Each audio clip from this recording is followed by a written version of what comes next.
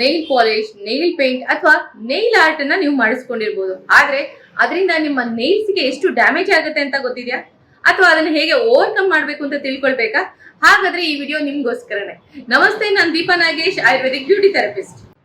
ಹೆಚ್ಚಾಗಿ nail polish ಹಾಕೊಂಡಿರ್ತಾರೆ, Nile paint ಕೂಡ ಹಾಕಿರ್ತಾರೆ, ಜೆಲ್ ಪೇಂಟ್ ಅಥವಾ ನೈಲ್ ಆರ್ಟ್ ಅನ್ನು ಕೂಡ ತುಂಬಾನೇ ಫ್ರೀಕ್ವೆಂಟ್ ಆಗಿ ಮಾಡಿಸ್ತಾ ನೈಲ್ ಕೂಡ ತುಂಬಾ ಡ್ಯಾಮೇಜ್ ಆಗುತ್ತೆ. ಯೆಲ್ಲೋಯಿಶ್ ಆಗಿ ಕನ್ವರ್ಟ್ ಆಗುವಂತ ಚಾನ್ಸಸ್ ಇರುತ್ತೆ. ನೈಲ್ಸ್ ತುಂಬಾ ರಫ್ ಆಗಿರುತ್ತೆ, ಇಲ್ಲಾಂದ್ರೆ ಕಟ್ ಆಗುವಂತ ಚಾನ್ಸಸ್ ಕೂಡ ಇರುತ್ತೆ. ಇದನ್ನೆಲ್ಲ ಹೇಗೆ ರೆಡ್ಯೂಸ್ ಮಾಡಬಹುದು ಅಂತ ತಿಳ್ಕೊಳ್ಳೋಣ ಬನ್ನಿ. ಎಲ್ಲದಕ್ಕಿಂತ ವೆರಿ ಇಂಪಾರ್ಟೆಂಟ್ ಅಂದ್ರೆ ತುಂಬಾನೇ ಫ್ರೀಕ್ವೆಂಟ್ ಆಗಿ ನೈಲ್ ಪಾಲಿಶ್ ನ, ನೈಲ್ ಪೇಂಟ್ ನ ಹಚ್ಚೋದನ್ನ ಅವಾಯ್ಡ್ ಮಾಡಿ.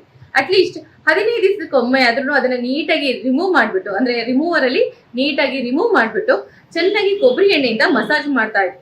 ಇದರಿಂದ ನೇಲ್ಸ್ ತುಂಬಾ ಸ್ಟ್ರಾಂಗ್ ಆಗೋದ್ರ ಜೊತೆಗೆ ತುಂಬಾ ಡಾರ್ಕ್ ಆಗಿ ಅಥವಾ ಯೆಲ್ಲೋಯಿಶ್ ಆಗಿ ಆಗುವಂತ ಚಾನ್ಸಸ್ ಕೂಡ ರೆಡ್ಯೂಸ್ ಆಗುತ್ತೆ. ಇನ್ನು ತುಂಬಾ ದಿನಗಳಿಂದ ನೀವು ನೈಲ್ ಪೇಂಟ್ ಅಥವಾ ನೈಲ್ ಆರ್ಟ್ ನ ಮಾಡಿಸ್ಕೊಂಡಿದ್ರೆ ಅದನ್ನ ರಿಮೂವ್ ಮಾಡಿಸಿದ ತಕ್ಷಣ ಇಮಿಡಿಯೇಟ್ ಆಗಿ ನೈಲ್ ಪೇಂಟ್ ಮಾಡಿಸ್ಕೊಳ್ಳೋಕೆ ಹೋಗ್ಬೇಡಿ.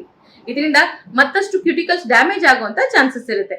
ಅದ್ರ ಬದಲಿಗೆ ಒಂದು ವಾರದ ತನಕ ನೀವು ನೈಲ್ ಸೋಕಿಂಗ್ ಅಂತ ಹೇಳ್ತೀವಿ, ಅಂದ್ರೆ 2 ಬೌಲ್ ಅಲ್ಲಿ ಸ್ವಲ್ಪ ಎಣ್ಣೆನ ಹಾಕಿ ಅದನ್ನ ನೇಲ್ಸ್ ನ ಕಂಪ್ಲೀಟ್ ಆಗಿ ಸೋಕ್ ಮಾಡಿ ಬ್ಯಾಕ್ವರ್ಡ್ ಡೈರೆಕ್ಷನ್ ಅಲ್ಲಿ ಮಸಾಜ್ ಮಾಡಿಕೊಂಡು ಕಾಟನ್ ಅಲ್ಲಿ ರಬ್ ಮಾಡ್ಕೊಳ್ತಾ ಬನ್ನಿ.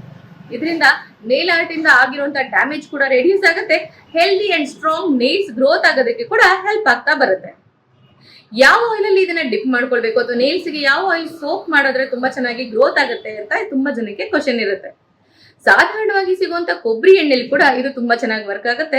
ತುಂಬಾನೇ ಸ್ಟ್ರಾಂಗ್ ಆಗಿರೋ ನೇಲ್ಸ್ ಬೇಕು ಅಂತಂದ್ರೆ ಕೊಬ್ಬರಿ ಎಣ್ಣೆಗೆ ಸ್ವಲ್ಪ ಬಾದಾಮಿ ಎಣ್ಣೆ, ವಿಟಮಿನ್ ಇ ಕ್ಯಾಪ್ಸೂಲ್ ನ ಹಾಕಿ ಚೆನ್ನಾಗಿ ಮಿಕ್ಸ್ ಮಾಡಿ ಆ ಬೌಲ್ ಅಲ್ಲಿ ನೀವು ನೇಲ್ಸ್ ನ ಸೋಪ್ ಮಾಡ್ತಾ ಬರ್ಬೋದು. ಪ್ರತಿದಿನ ಆಯಿಲ್ ನ ಡಿಸ್ಕಾರ್ಡ್ ಮಾಡ್ಬೇಕು ಅನ್ನೋ ಅಗತ್ಯ ಇರೋದೇ ಇಲ್ಲ. ಒಂದು ವಾರ ತನಕ ಸೇಮ್ ಆಯಿಲ್ ಅಲ್ಲಿ ನೀವು ನೇಲ್ಸ್ ನ ಸೋಪ್ ಮಾಡ್ತಾ ಬರೋದ್ರಿಂದ ನೇಲ್ಸ್ ಕೂಡ ತುಂಬಾ ಚೆನ್ನಾಗಿರುತ್ತೆ, ಹೆಲ್ದಿ ಅಂಡ್ ಸ್ಟ್ರಾಂಗ್ ಆಗಿ ಕೂಡ ಬೆಳೆಯುತ್ತೆ. ಇನ್ನು ಕೆಲವರಿಗೆ ಕ್ಯೂಟಿಕಲ್ಸ್ ಹತ್ರ ತುಂಬಾ ಚರ್ಮ ಎದ್ದೇಳ್ತಾ ಇರುತ್ತೆ.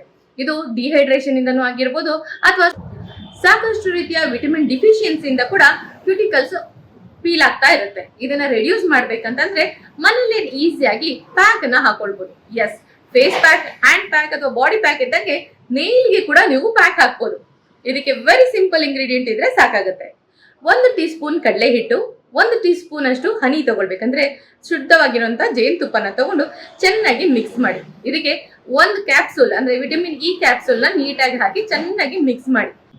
ಬರೀ ನೈಲ್ಸ್ ಮೇಲೆ ಮಾತ್ರನೇ ಅಲ್ಲ, ಕಂಪ್ಲೀಟ್ ಆಗಿ ಹ್ಯಾಂಡ್ಸ್ಗೂ ಕೂಡ ಅಪ್ಲೈ ಮಾಡ್ಕೊಂಡು 10 ನಿಮಿಷ ಬಿಟ್ಟು ಹಗುರವಾಗಿ ಮಸಾಜ್ ಮಾಡ್ತಾ ವಾಶ್ ಮಾಡೋದ್ರಿಂದ ಟ್ಯಾನ್ ಕೂಡ ರೆಡ್ಯೂಸ್ ಆಗುತ್ತೆ, ತುಂಬಾನೇ ಸಾಫ್ಟ್ ಕೂಡ ಆಗುತ್ತೆ, ಜೊತೆಗೆ ನೈಲ್ಸ್ ಕೂಡ ಹೆಲ್ದಿ ಆಗಿರುತ್ತೆ. ಹೀಗೆ ಪ್ರತಿ ತಿಂಗಳು ಅಟ್ಲೀಸ್ಟ್ 1 ಸತಿ ಅಥವಾ 2 ಸತಿ ಆದ್ರೂ ನಿಮ್ಮ ನೈಲ್ಸ್ ಪಾನ ಮನೆಯಲ್ಲೇನೆ ಮಾಡ್ಕೊಳ್ತಾ ಇರಿ. ಇದೇ ತರನೇ ಮತ್ತಷ್ಟು health tips and beauty tips ಗೆ ಫಾಲೋ ಮಾಡ್ತಾ ಇರಿ ವಿಶ್ವವಾಣಿ ಹೆಲ್ತ್ ಯೂಟ್ಯೂಬ್ ಚಾನಲ್.